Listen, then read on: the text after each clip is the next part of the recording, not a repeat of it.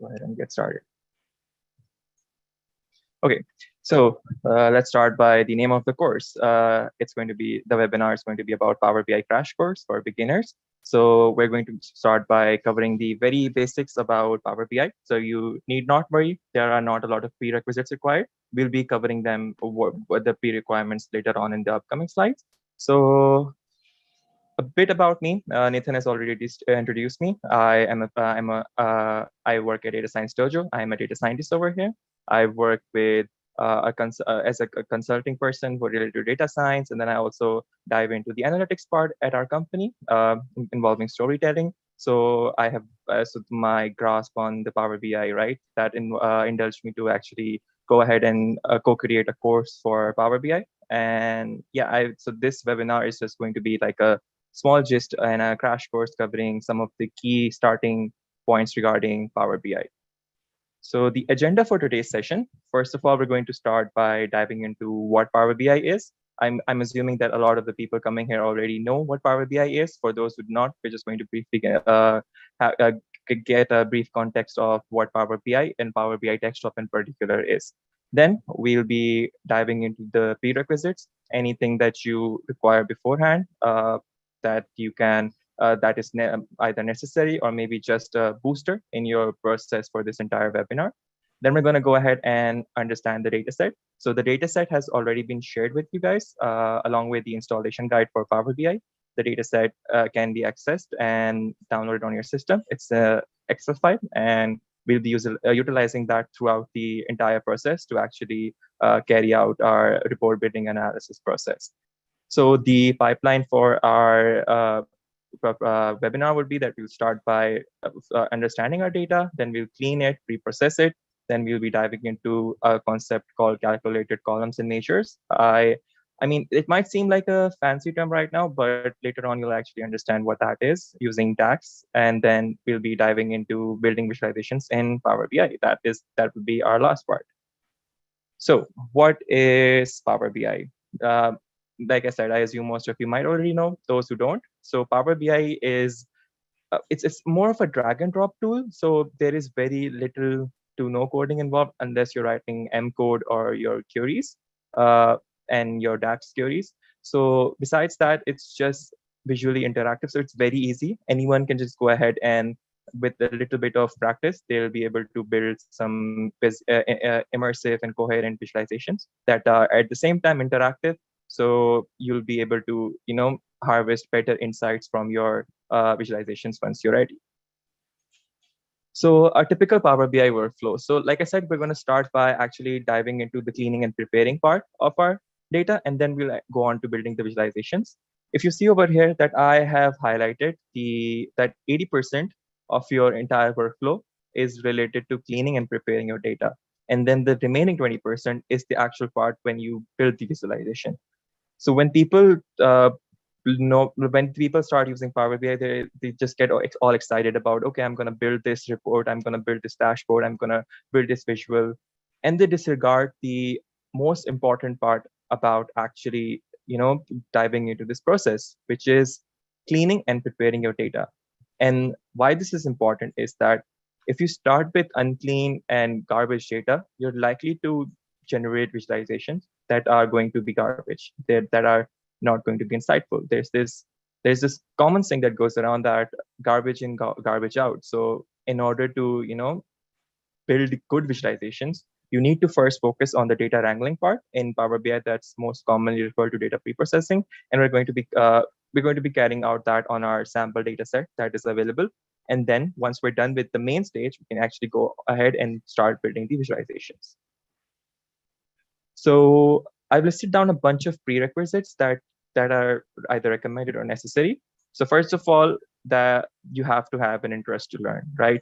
Without that, there is no point in attending this webinar if you just don't care about it. If you want to learn Power BI, you need to have a reason. Like we recently had this poll, right? At the very beginning, people wanted to learn because they want to know the basics of Power BI. Without reason, without reason or without motivation, we cannot actually move forward. The second thing is the basic math knowledge.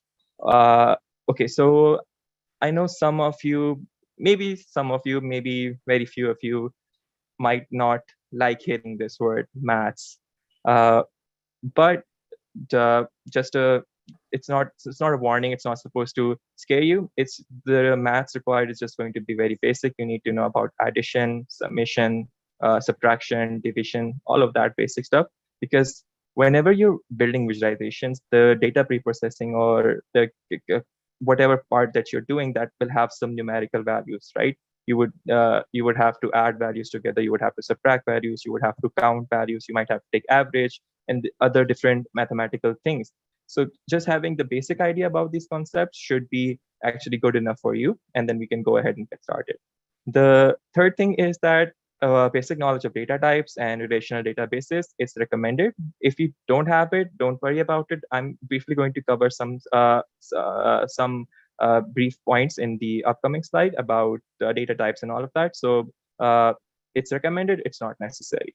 The fourth thing is your experience with Excel. That matters. It's recommended because in to be fair, Power BI is just a beefed up Excel. It has some advanced feature that Excel lacks, but the if you have experience with Power Query and all of that in Excel, maybe VLOOKUP, this is going to help you out with your actual Power BI process, right? So uh, it's a good added advantage. The last 2 points I've already covered them before. That we have shared an installation guide with you for your Power BI desktop. Fatma has shared it in the chat as well. If you have not installed it, you can easily go ahead and follow the guide to install it on your system, because we're trying to make this a hands-on activity. If so that building visualizations and data preprocessing and data analytics, all of that, it requires practice. You cannot just watch videos and be good at it. You require practice. So this is why we recommend that in this webinar that you tag along and follow along whatever instructions that I'm giving, whatever procedure I'm following, you do that as well. And then the final thing is that you need to have the sales transaction data downloaded, and we'll be covering what that data set is in the upcoming slide. Okay, so a brief introduction to the data set. So we have this data of a fictional clothing store based in USA. It's all fictional. Nothing is real about it. I believe the city names and the state names are also made up. So we have these three. We have our three tables: the customer tables, the product table, and the sales table. So for those who don't know what tables are, this is what they basically are. They're a collection of rows and columns. The columns over here are customer ID, first name, second name, contact number, address, and date of birth. And the rows are 0 to whatever the total number of row count is. There are 49 records in this customer table, so there are 49 rows. So data types, as I said, I'll briefly mention them. Over here, you can see the names. They are text because there are no numerical values over here, right? So it's just a simple, you can either say they're a string or you can say they're a text. Date of birth, the data type for this will be date. Pretty self-explanatory. Date is the data type, right? So, there are other data types involved as well.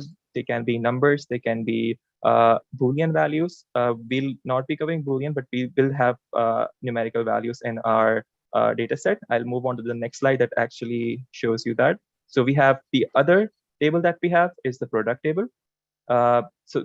Just a clarification, all of these three tables are present in the sales transaction data Excel file that you can download.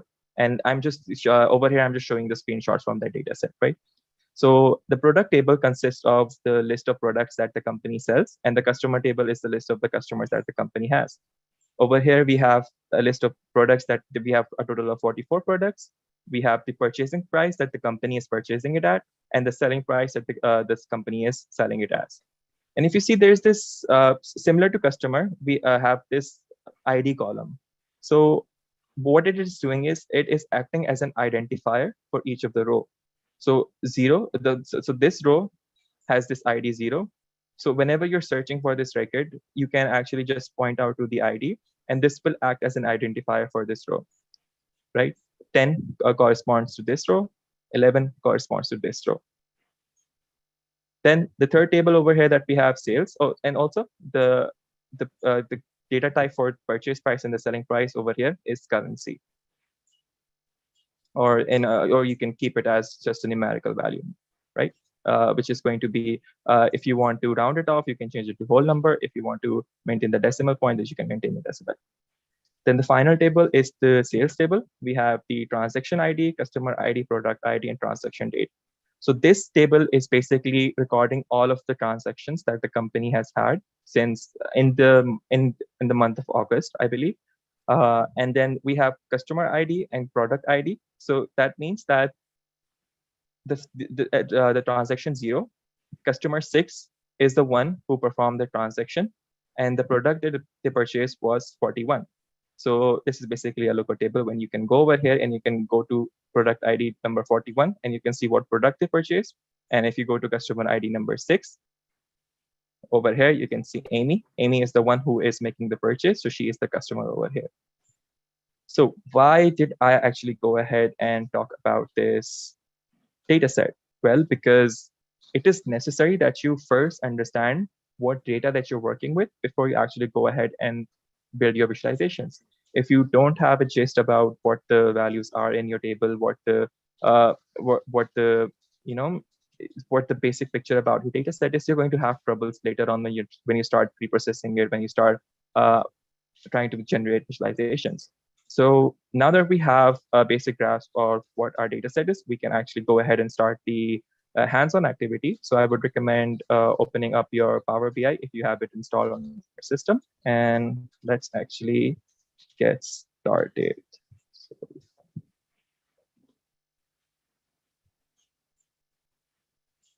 Okay, so let me switch to a screen share. Okay. Nathan, can you confirm if my Power BI window is visible? I can confirm. Okay, thank you, Nathan. So this is what the interface of your Power BI desktop looks like once you have it loaded up. And you can see that it has a lot of options available over here. They might seem very overwhelming at the start, but once you go ahead and start working, you'll realize that it's so much easier. So for people who are coming with a coding background, this might be much easier for them to actually, the drag and drop model. It does not require you to write lines and lines of code just to generate one sort of visual. Power BI is going to do that task itself very easily. So the first step is, of course, we're going to start by importing our data set. So the data set that we have is called the transaction data set, and it's in an Excel workbook. So Power BI, the good thing about Power BI is that you can connect to a large number of data sources. They can be coming from your on-premise data warehouses, or maybe somewhere in the cloud. You can access data through an SQL server. You can have access Excel files. You can web scrape using Power BI and use that data for your analysis, right? In our scenario, we're simply just going to be using an Excel workbook. So the procedure for that is, once you have this frame loaded up, you would just simply go over here to get data, click on Excel workbook, or you can just click on Excel workbook right over here. And then it should open the pop-up window and you can load up any file that you want. So right now I'm going to be working with this transaction data, right? So if I go ahead and select it and I open it, it's going to start making a connection to that data set. So let's wait for that to happen. Okay, so that is good. So just let's look at this Excel file, right? So I was showing you the screenshots from this file. As you can see, there are customer, product, and sales. And you have these tables over here. And if you go ahead and click on table design, you can see that this is the customer table, this is the product table, and that is the sales table. Now, the reason why you have these redundancy over here, right? Customer is coming up once and then again over here, and then the same case is product and sales. It's because you have your table and then you have your worksheets. Worksheets are by the name customer, product, and sales, and similarly have the tables in your worksheet such as customer, product, sales showing up. So Power BI, it picks up both of the items for you. It is going to pick up the worksheet, and if there is a table inside that worksheet, it's going to pick that up for you as well. You can work with either of those. You can either select simply select the worksheet, or you can actually select the tables. I recommend using tables instead of worksheets because basically in the case of a table, it has a starting point and an end point, right? Your table, it's going to end over here. This tiny arrow that you see over here, this means that the table has ended. So having a clear defined endpoint and a start point is of your advantage because in case there were like some empty rows that had no data over there, and just spaces over there perhaps, and if you just like directly load a worksheet, Power BI might end up picking it up. So in order to avoid the wrong rows, empty rows being picked up or any garbage values being picked up, always opt for your table. So right now, I'm going to select my customer table, my product table, and my sales table by clicking these tiny checkboxes next to it.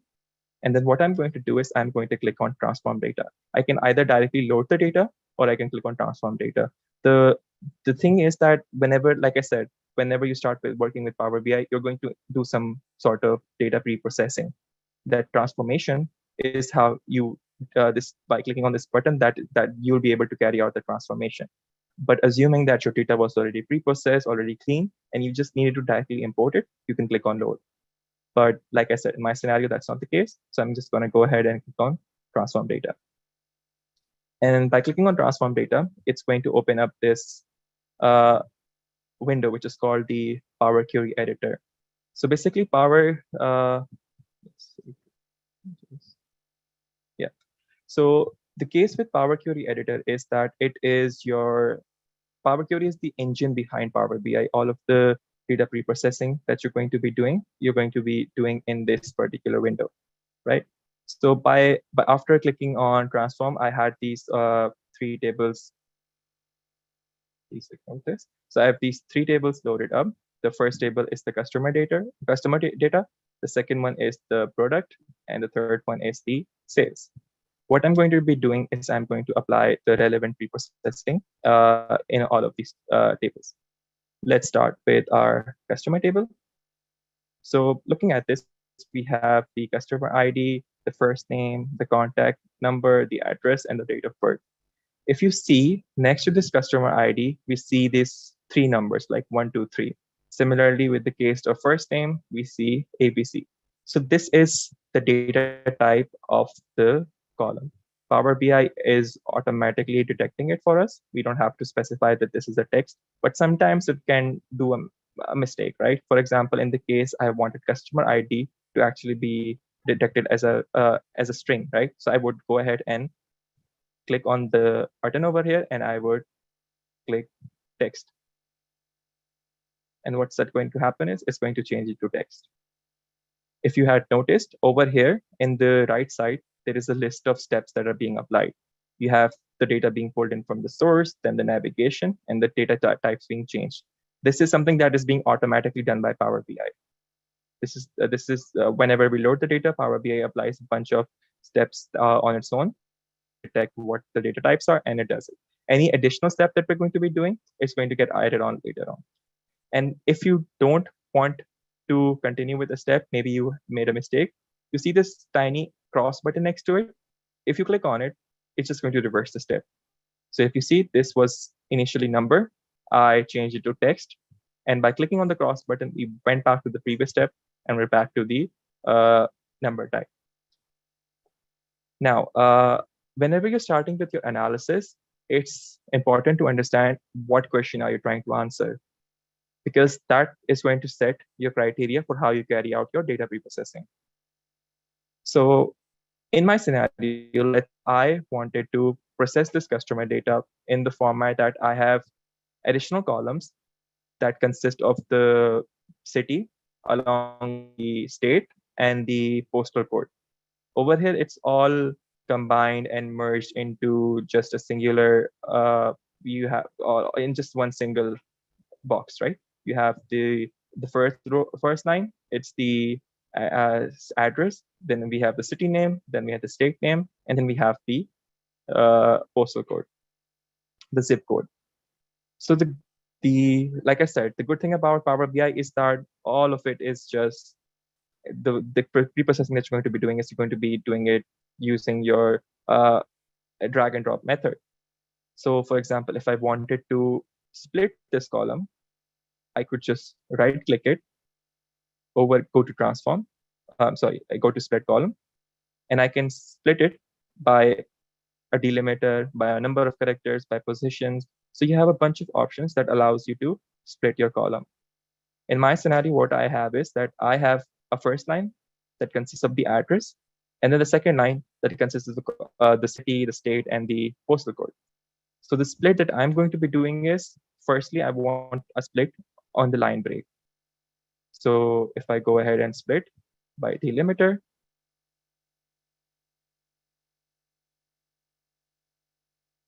I have this window pop up. So delimiter is a criteria that we're specifying that is going to be used to split the column.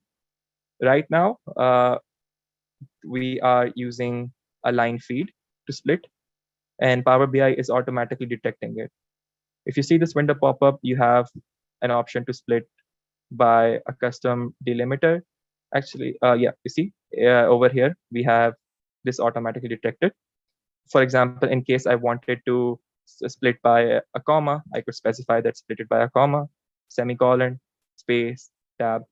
But since we have a line break and Power BI is automatically detecting it, we can go ahead and just use this. I want each of this column split into two. And if I go ahead and run this, you'll understand what happens. Your address column got split into two.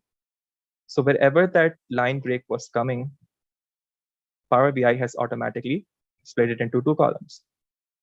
So you see, this is something that is very easy to do. Let's actually try it out again in the contact number column. So you see you have this number, and then you have this X over here. That means that this is the main number and this is the extension. In case I wanted to split this column based on the extension, based on this X, right? What I will do is I will repeat the same process, split column by delimiter. Right now, I'm going to specify that my delimiter is going to be X because this is what I want it to be split in. And I want it to be, maybe let's just go with the rightmost delimiter. Or so the X that is present in the most right, we're going to use it as a split. You can do this, since in our column we only have one X, so we can do each occurrence, or we can do left. It's going to give us the same output. But in cases where we have more X's or more delimiters present, for example, commas, and we only want the split to be happening on the right one or on the left one, we will specify that. So right now, let's just go ahead with whatever. And as you can see, our contact number column has been split up into two, the first one and the second one. Now I have the option to rename this. Maybe I want to specify that this is the extension column. What I can do is I can just double click on this and it will allow me to rename it. I can name it as extension. And then when I press on enter, all done. So you see this column or this step got added over here. The good thing about Power BI is that if I want to see my output from the very start to the very end, like whatever the processes that I've applied, I can go back in time and see how they were working. Like for example, if I go over here, I can see before I change the name, it reverses it. I can go over here before the data types got changed, before the split actually happened, and I can go to the very start to see the source. And then if I go back down, I can go back to where I was currently at. So the advantage of this is that whenever you have applied some steps, you might forget how I achieved this result, what was happening. You can go back and see that. So anyone, if you're giving this file to somebody else, they can actually go ahead and browse through your steps and see what is happening.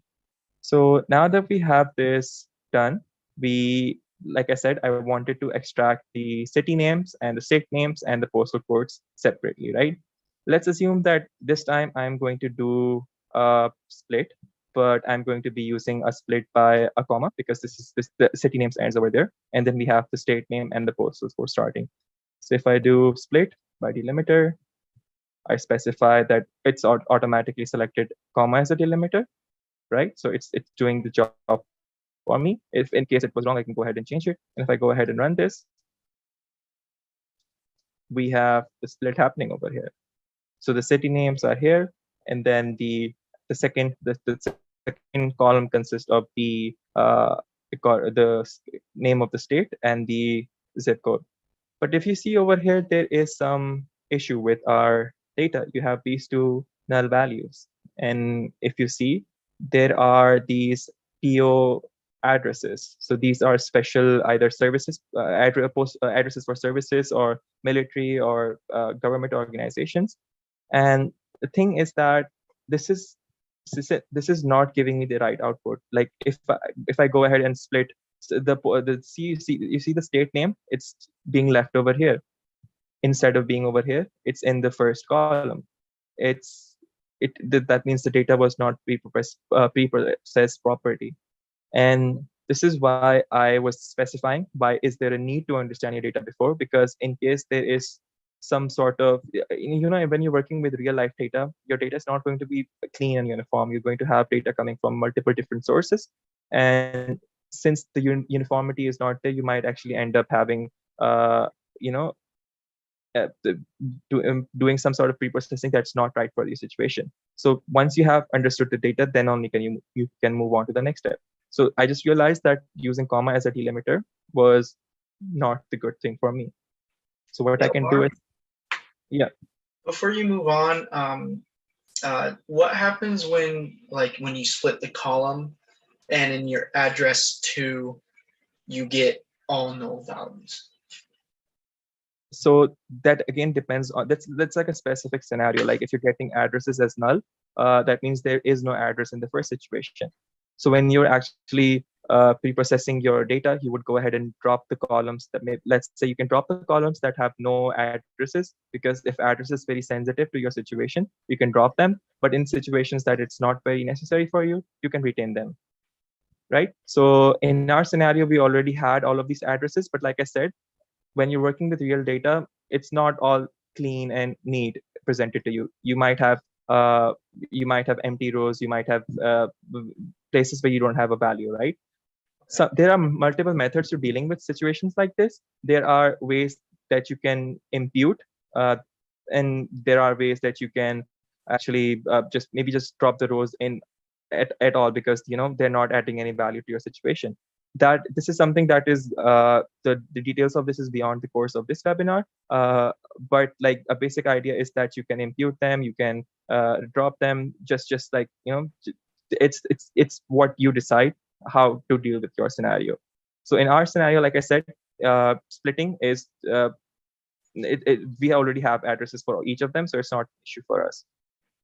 So yeah, let's continue with the scenario, right? So we have this error happening, right? So this is not a good split for me. So what I can do is I can just click on cross, and it's going to move back to the initial stage that I was. So we need a special sort of split to be applied over here. If you see the addresses which includes PO, there is no comma over here. So FPO and APO, it does not have a comma over here. But the normal addresses, they do have a comma. So we need to set a certain criteria that looks at if it consists of if it's a PO address or if it's not a PO address, right? And this is where basically conditional columns come into play. Before we columns from example and custom columns, all of these come into play. Before we actually dive into that, I'll give you a brief overview about what Power Query editor and advanced editor in Power Query editor is. So if you see over here, you have this advanced editor, and if you click on that, these lines and lines of M code pop up. So whatever we are doing visually, whatever steps we are doing visually, they get translated into these steps that Power Query can deal with. So what for example, let's look at the step over here where I have changed where I've changed the data types. What I'm doing is I'm specifying that the customer ID is going to be an integer. Integer basically means a number. The name is going to be a text. Second name is going to be a text. So the steps that we have done, all of that can get translated into these steps, right? If you want, you can dive into more about how M code is written. Again, that is something that comes later on. Right now, but we're relying more on our visual interactions. We're going to be doing all of the actions visually. So this is basically just turning those actions into M code. This is called M code. Each line in this Power Query editor is called M code. So yeah, that is just the overview about that. But now we can actually go ahead and continue with our preprocessing, right? So like I said, I want a specific kind of split for my situation. And I will go ahead and I will create a custom column. And what custom column, if I go to add column and I click on custom column, it actually allows me to create columns that are, more technical, more detailed. You can specify conditions that if there is a condition A, the column value should be this. If there is a condition B, the column value should be this. And then we can include more type of preprocessing as well, right?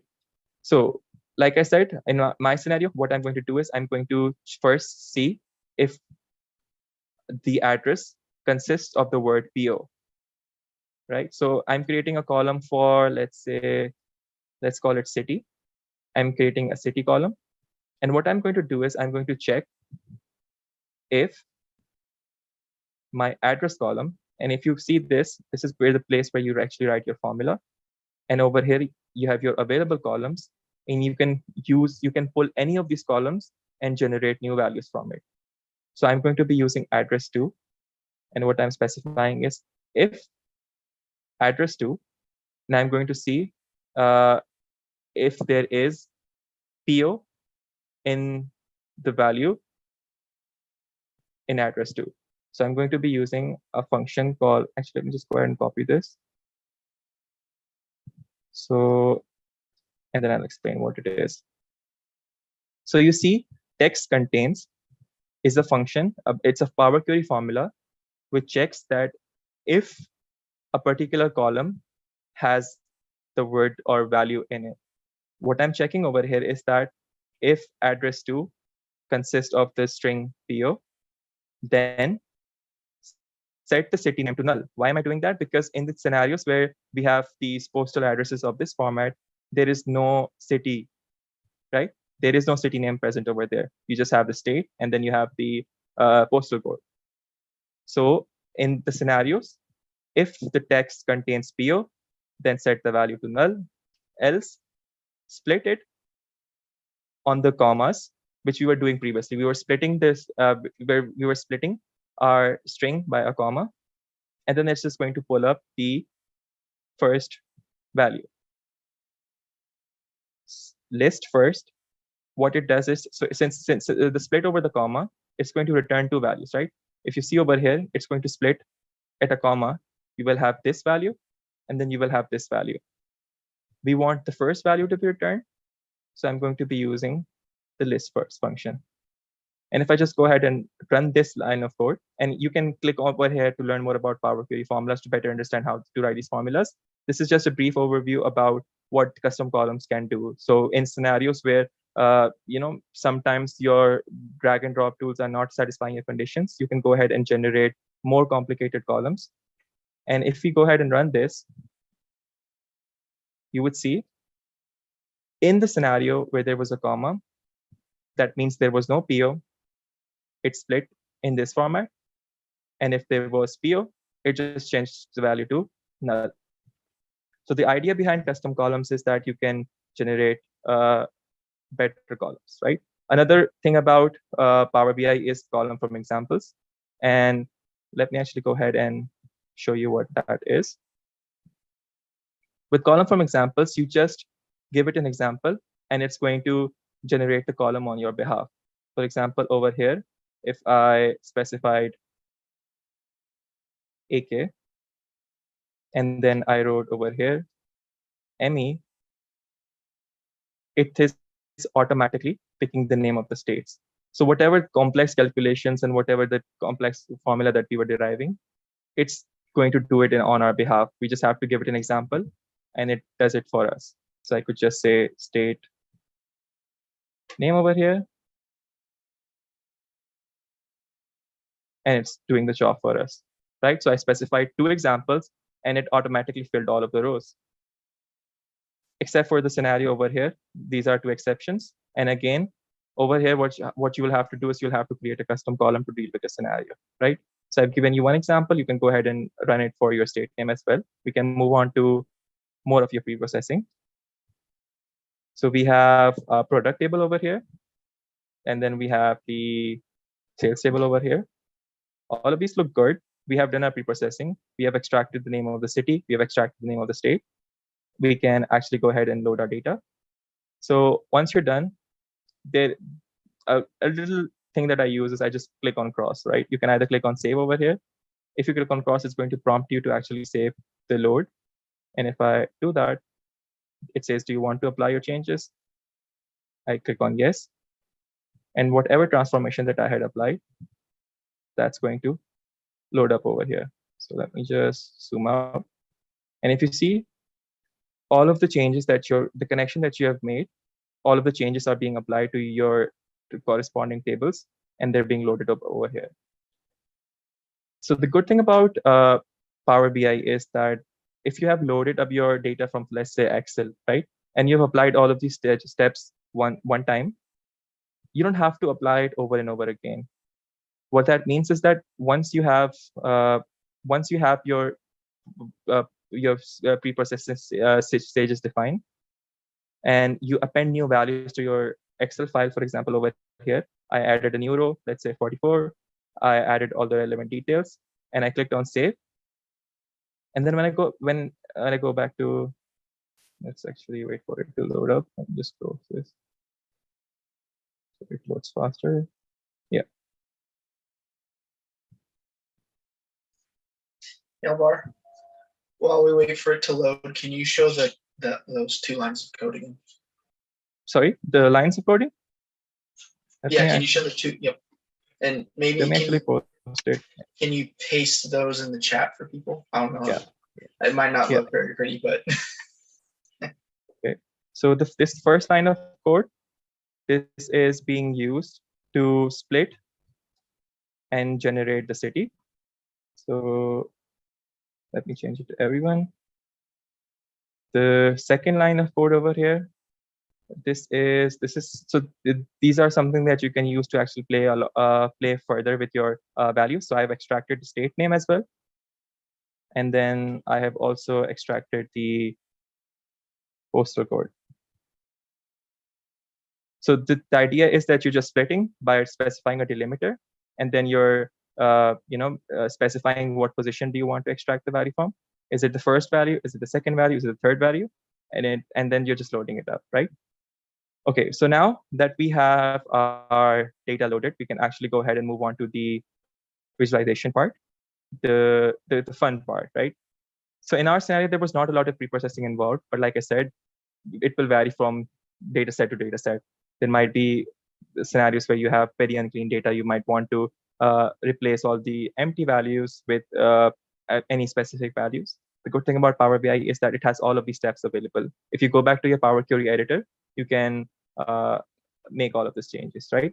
And as I was saying, the good thing about Power BI is that once you have done these steps, you don't have to do them repeatedly. You won't have to make those changes again repeatedly, because the good thing about Power BI is there's this refresh option.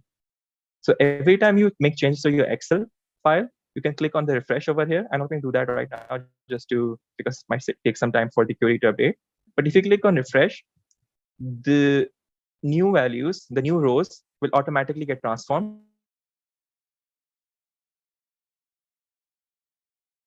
The column that I used to extract the city name, the column that I used to extract the customer, the address, and whatever, it's just going to do all of the steps on its own. So you're saving on time, you're saving on resources by the aid of Power BI. So on to the visualization part, right? So if you see this panel over here, you are able to build, you see these boxes over here. There's an option to build a bar chart, an option to build a pie chart. You have a range of easy to use visualizations available over here. And if you wanted to build more, you can click on, if you wanted even more visualizations. So Power BI actually has a marketplace where you can access all of these. So for our scenario, we just go to whatever we have available over here. So for starters, we're going to use the most commonly used visualization, which is called the card visualization. And if we go ahead and click on it, we have this empty frame pop up.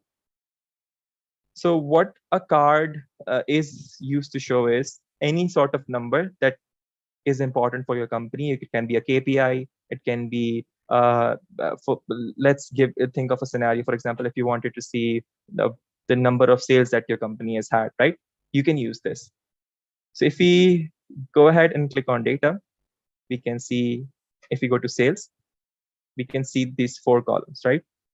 If I wanted to see how many total sales that I have had in this month, what I can do is I can count the number of rows that this data set has. In the month of August, I can see how many transactions have been performed. So if I count the total number of transaction IDs, I will get, I guess, 312. That means that we have had 312 transactions for this month. And how do I do that? I just expand the sales. So you see these tiny arrows over here that allow you to expand. If I click on that, I'll be able to see product ID over here. I can select this visual that I've dropped for the card. And if I drop customer ID in place of fields, I'll have a value pop up, which is going to be the count of customer ID. So over here, Power BI has automatically uh, calculated the count, right? If I wanted to see, let's actually go with transaction ID because it's going to be a better metric. You have this 49K. That means 49,000 transactions. Is that right? That's wrong. We saw ourselves, we had 312 rows in our scenario, right? So Power BI is not always going to be the most efficient, most accurate, sorry. Sometimes you have to pay attention. So what it's doing over here is, if you click on the arrow over here, it's calculating the sum of all the transaction IDs. And why does that happen? It's because you had the data type set for transaction ID to numbers. And numbers can be added together, right? You can average them, you can take the difference and whatever, you can calculate the standard deviation, variance, median. In our scenario, we just want to see the total count of the transactions. And if I click on count instead of sum, we should get 312 over here, right? If I wanted to change what this label shows up over here, I can just click on this and I can specify total transaction count, and it's going to rename it to total transaction count. Now in Power BI, you can further alter how your visual looks like by going to this pane over here. It's called Format Your Visual. And if you go over here, you can change however you want it. Maybe you wanted to change the title. Right now we don't have a title. If I turn it on, and I can write KPI over here. Did you see this tiny KPI that shows up at the top? That is what I just did. I turned it on. We can further format it in the way that we want it. Maybe we can change the font size. Over here, it's 14 right now. Maybe I wanted to change it to 25. Now it's bigger. Let's actually go with 40, right? And I can change the positioning by moving it to the center, right? So the way that the idea should be that you should make your visualization appealing, but at the same time, they should be easy to read. If you add too many items into that, it's going to get hard to read for the people. So make it crystal clear, make it apparent what it is, and use the colors that don't make text hard to read.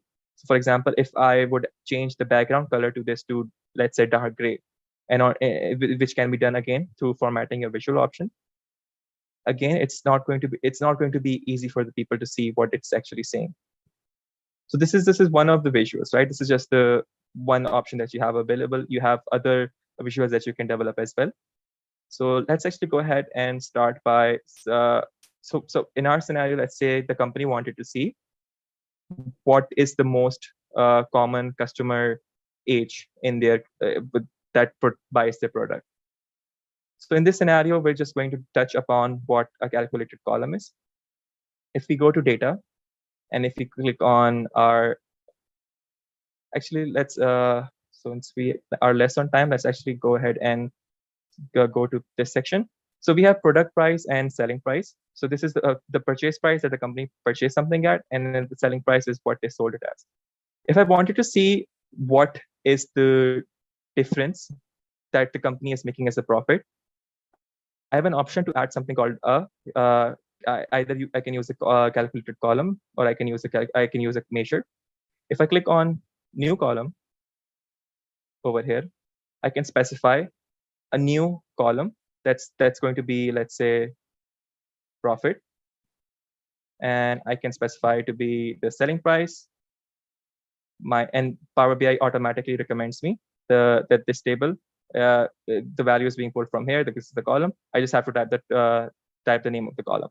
And purchase price, again, doing the good part, it's recommending me, and I can specify this. And then if I click on enter, well, it's going to actually show a negative value because it's inverse. But if oh, sorry, it's a positive value. Yeah. So selling price is the product, it's the price that they sold it as, and the purchase price is the one that they purchased at, and this is the profit that they're making, right? So so if you wanted to add additional columns using your current existing columns, you can use calculated columns. And another thing in Power BI is that you can use measures instead. So for measures, so like over here, if you see the count of this transaction count, right? This is something that's called an implicit measure. What's happening is that the count of your total number of rows is being calculated on its own by Power BI. You could specify this instead. You could tell Power BI that this is the measure that I want. That's going to be an explicit measure. So if I wanted to create an explicit measure over here, what I can do is I can go to the sales tab, and I can tell it that I wanted to create a new measure. And what I wanted to specify as a condition for the measure is going to be, let's say, total sales is the name of what I'm naming it. And I want it to be count of transaction ID. So it's just going to do the same thing as the visual. If you go back to the visual, you are basically counting the sales, right? The total number of sales. And the good thing about measures is that they do not consume a lot of space, right? So when you're coming off when you're dealing with a trade-off between whether to use a calculated column or if you're going to use a measure, in Power BI, only the formula for the measures are stored. While meanwhile, for the calculated columns, you actually have those values being stored. So if you're trying to save on space, you can use measures instead. Now, if you see, calculated columns do show up over there, but measures, they do not show. The value for the measures do not show up anywhere, right? Because measures are used to summarize the entirety of the data over some segment. Each column value is going to correspond to one row, while measure is going to be for the entire. So like in my scenario, I'm counting the total number of rows in my entire table, in my entire sales table, right? So this is a measure. And if I go back and see, I can this same visual that I generated over here, I can now generate it using this total sales. So you have this tiny little measure show up. And if I wanted to go ahead and if I drag total sales over here in the card, you see the same value is being generated over here as well. So you can either use you can entrust Power BI to generate the measures on its own, or you can define them clearly by yourself. So the last thing is that we're going to build our bar chart just as an idea so you have the option to build line charts and pie charts and many more. Let's actually go ahead and build a pie chart for starters. And over here, I'm going to expand the customer table, and I'm trying to see how many customers are coming from each city, right? So if I go ahead and drop the values, so the legend is basically the colors. They're going to be the corresponding colors for each city. Each city is going to be assigned a unique color. And if I drop it over here,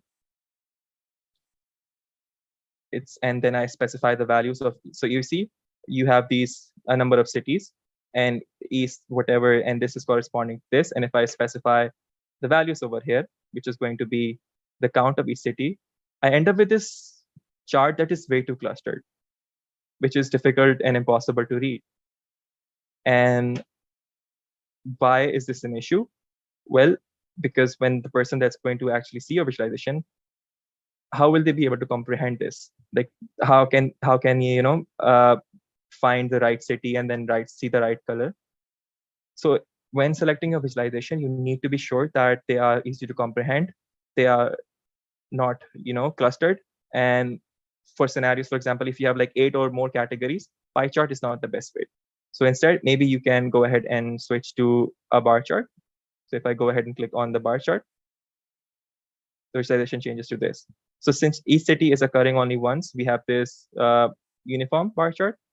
But in scenarios where you could have one or more cities, the bar chart is going to specify that, okay, this is the most frequent city, then following, and so on. So that is the key idea, right, behind the entirety of Power BI. You first go ahead and import and load your data set. You preprocess your data set. And then once you have your data cleaned up, you can actually go ahead and build relevant visualizations with it. We also discussed upon the other options that we have of measures and columns. So if you wanted to add extra columns over here, for example, over here, I wanted to add a profit column, I can add that. And then I can actually use these measures and columns to draft up my visualization. I can make more new different visualizations.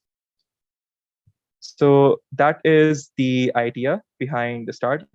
So you have your different columns, right? You can go ahead and play around with all of these visualizations. Maybe you wanted to see, you can actually print out, you can drop first name, second name, and I'm building up a table over here, if you see. And then you can see maybe the state name. And you can see your tables being showed up. So you have this person coming from LA and this person from this and whatever. It's more about experimentation and playing around. The main thing that you need to get out of the way is to have your clean pre-processed data, and then you need to understand what you're trying to represent with your data. Have you should have it in your mind that I want this to be conveyed by my data. If I want to show that, okay, maybe let's actually change this to state name. So I'm going to drop state name over here, and then I'm going to drop the count of the state name over here. And as you can see, the most, if I wanted to show that this is the most popular state, I can do that by using a bar chart. So selecting the right visualization is also important, and knowing how to represent it is a part of this, right? So then the last stage would be your formatting. Like you can go to format your visual. You can change the axis. For example, if I wanted to make it more appealing, I could go ahead and change colors. I could add titles. I could add whatever. I could add also there's options. If you look at the top, you have an option to add text box that can give you a better visualization, a better understanding about your report. So over here, I am calling it sales transaction data. And if I pull it to the top and I just expand it to a particular number, size 28, I'm basically trying to give people a better understanding of what this report is about, right? So at the end of the day, it all comes down to experimentation, playing around, and picking the right visualization. So I think that is a wrap on our introduction to Power BI. So this is like a starting point. We are going to we do have a course coming up on our Data Science Dojo platform. Fatma, I believe, has shared a link for that in the chat, and you can go ahead and explore more about introduction to Power BI over there. So yeah, Nathan. Okay, perfect. So I'm going to steal the screen for you for a minute because I just want to share our webinar for tomorrow before we start answering questions, because I'm sure there's going to be a lot more questions that come in. So give me 1 second, and then Alvar will dive right into questions after that. So next week, sorry, not next week, actually tomorrow, August 24th, right? That's tomorrow, at 8 a.m. Pacific. We have Alexei Grigorev, and I hope I pronounced his last name correctly. He's a principal data scientist at OLX. And it's so early in the morning, especially on our side. It's because he lives in Berlin, so we're lucky to have him. But he's going to be giving a talk on deploying machine learning models with Flask and Docker. And by the end of the session, you'll be able to deploy a scikit-learn model for production. So if that's something that you're interested in learning about or practicing, please join us tomorrow at 8 a.m. Pacific. All right, Albar, let's get to some questions so that we can make sure, one, you're able to go back to work at a reasonable time, and also everybody else. So if you are interested in receiving the certificate, I know we've released the link a few times. We'll continue to do that during Q&A, and then I will make sure to get those certificates out at some point today. And I see there's a question from Jackie K. Jackie, it's sort of a longer question, so I'm going to skip it for now and we'll get to it in a bit. Albar, in your opinion, do you have a preference over Power BI or Tableau? Do you have a preference? Okay, I love this question. I've been asked this before, and I mean, I can give my own personal opinion, but again, it's going to it might not be the same for other people, right? I personally prefer Power BI because I have more hands-on practice over Power BI, but I've used both of the tools before. They both do the job of data visualization, right? It's not that one of them is not as good as the other. They both do perform the task. It comes down to, again, your personal preference, what you have more experience with, what you're better at generating visualization with. But whatever task that you can do with one platform, you're likely to do with the other platform as well. Okay, and then so this was at the very start of the webinar. I saw this question come in from Linda. Is it necessary for my data sets to have an ID column? Should I add one if it doesn't come with an ID, such as Google Analytics data exported web traffic? Okay, so a good thing about Power BI is that you can actually add index columns automatically. If you can go, you can just Google it and see how to do that. There is an option to add your index columns. And the advantage of adding that is that once you go ahead and further start building relationships, when you're dealing with multiple tables, you would want to connect those tables together with each other, right? For example, in our scenario, if I wanted to connect my sales table with my customer table, I would need a linking point between them. And in this scenario, those ID columns, they are the one that act as like the primary key and the secondary key. If you have worked with relational databases before, they make that link, right? So in that scenario, ID columns are very helpful. Since we particularly did not make any relationship, we did not dive into relationships, we could skip that. But again, it's a recommended practice because again, each row needs to be identified somehow, right? And the ID column is going to do that job. And then one other thing I wanted to do with you, if you could share your screen again, and maybe pull up the data set that's unedited if you can. We had a couple people ask very similar questions about splitting your columns. So can we just run through that again really quick, and then we can knock all those questions off. Okay, do you want me to pull it up in Power BI or do you want me to just show a demonstration in Excel? Let's do it in Power BI if that doesn't take too long. I don't want to like have it take 10 minutes. Great. Okay. Let me just pull up my screen. Okay. So what I did was once I click, so to access the Power Query editor again that I was accessing at the start, I can just go ahead and click on transform data. And then if I click on transform data, the Power Query editor, which I was working with before, it's going to open up again, right? So I think the question between people were that they were not having a proper split. Well, when you're carrying out the split, the criteria that you're setting, you need to make sure that you are doing it, you're specifying the right condition. So for example, over on address, I'm going to do the same thing, right? Split column by delimiter. I need to make sure the delimiter is the right one. Because Power BI, it's going to select something on its own, right? Let's assume that over here, it selects the space as the splitting criteria. It might not be the right one for me. I want to specify comma. So make sure that this is the delimiter over here is proper. And then if you click on OK, the split should be fine. Right over the split is happening over the comma. So make sure that you are specifying the right criteria, and then the split your split should be perfectly fine.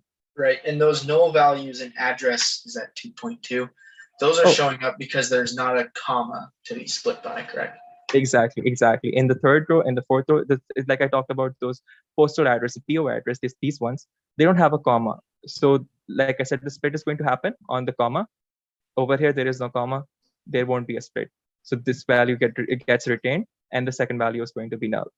Okay, so I hope that answers the questions about splitting columns. I know Catherine specifically was working through this, and she was able to struggle her way through it and figure it out eventually.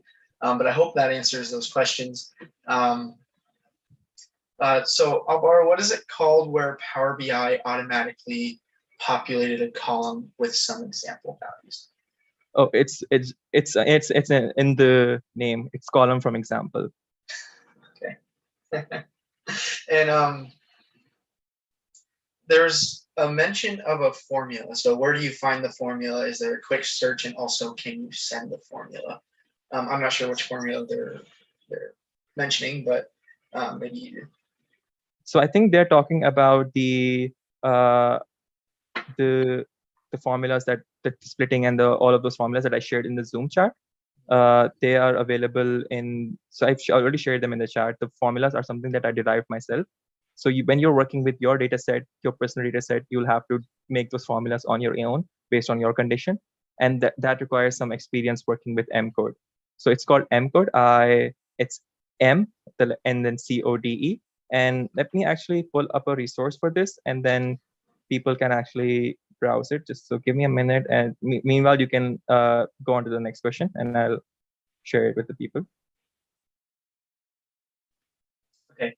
And then someone is saying that they don't have the count option on their Power BI desktop. I'm not sure how to answer that question.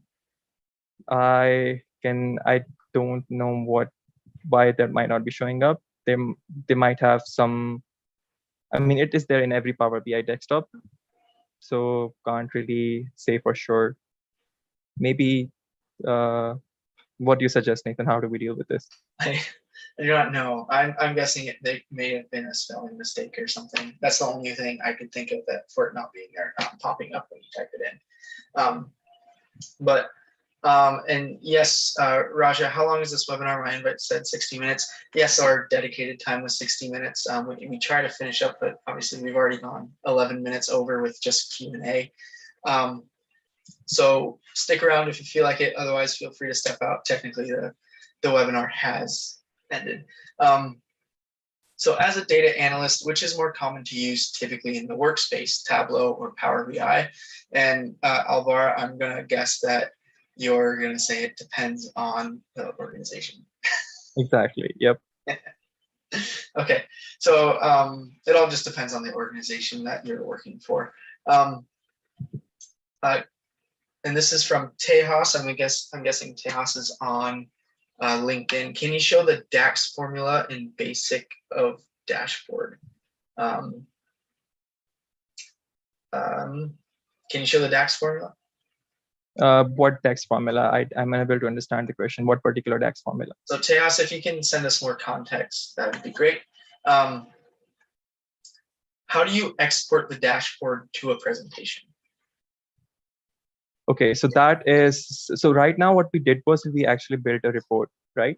Once you publish it on Power BI service, that is a paid service, so we were not diving into that. But you can have a free trial I think for first 60 days, it allows you to have a free trial.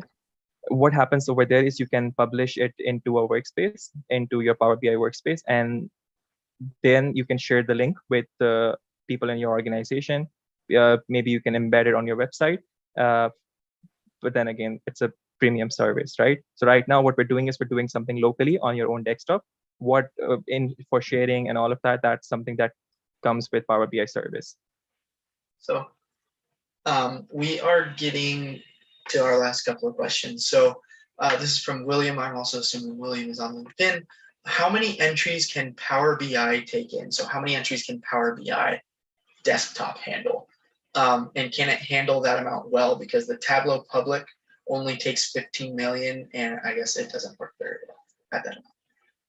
So for Power BI, there is no cap for the number of rows that it can handle. It will get slow when you increase the number of rows, but it can deal with a large ton of rows, right? But there's a cool thing in Power BI where it's called direct query. What that means is that, for example, if you have data somewhere in your SQL server and you want to directly connect to it, you can do that. You can make a direct query. And the advantage of that is that you can, in that scenario, maybe work with a billion rows, because there is you're making a direct connection with the SQL, so you're not storing a lot of data on your own personal local system, right? So you're saving on space, so the space complexity problem gets removed. So this function allows you to actually work with large sets of data.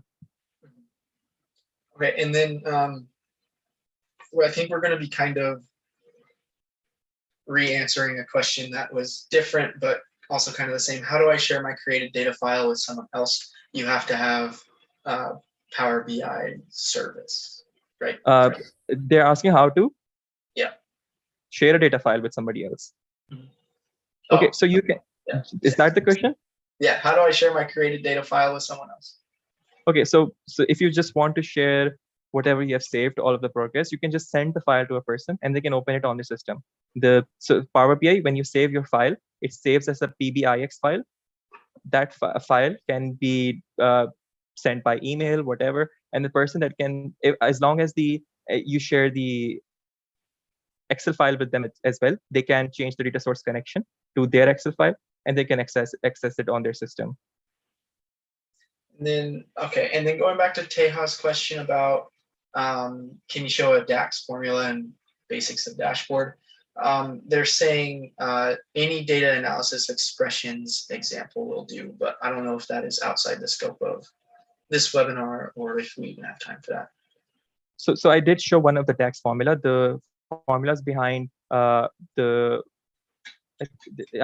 count formula, right? The count formula for counting the number of rows, that's the DAX formula. There are much more advanced DAX formula are also over there related to simple math functions like the one that we covered, like the sum and average and all of that. But there are many more related to time and all of that. That's again outside the scope of this webinar. But a starting point is for creating measures and all of that. You'll be using DAX, right? So this was like the basic starting point. There is many more that you can practice ahead that are outside besides this. Okay, and now best question for last. And also, we will have the certificate available only for 5 more minutes. So if you haven't filled out that form, please go ahead and do so. This question is from Jackie. This was our first question asked, and it's going to be our last question answered. And it's a little longer, so if you want to open up the Q&A, it's at the very top. In your experience dealing with large amounts of data, what is the ideal format the data should be to avoid spending too much time cleaning up and or transforming the data? In other words, what's the best way data owners should provide their data in for us to deliver the most value in a short period of time? Multi-column data types, nested column headers, and repeated rows formats are driving me crazy. So ask them to do the data cleaning for you. Like wherever they're uploading the data, ask them to upload a clean data and then just make a direct query and you'll end up saving on time, right? Because data cleaning is an important part of your entire procedure. So it's either you're going to do the job or it's either somebody else that's going to do the job, but it is necessary. You cannot work with unclean data in Power BI or in whatever tool. Actually, in any data analysis, you need to pre-process your data before you actually work with it. Okay, and I'm just reading through these one more time. I think we got to all, if not most of them, but we've already held you for almost 20 minutes longer than we said we would. So I think we'll let you go and go back to work on whatever projects you're working on. So thank you, Alvar, for being here with us. Thank you, everyone, for joining.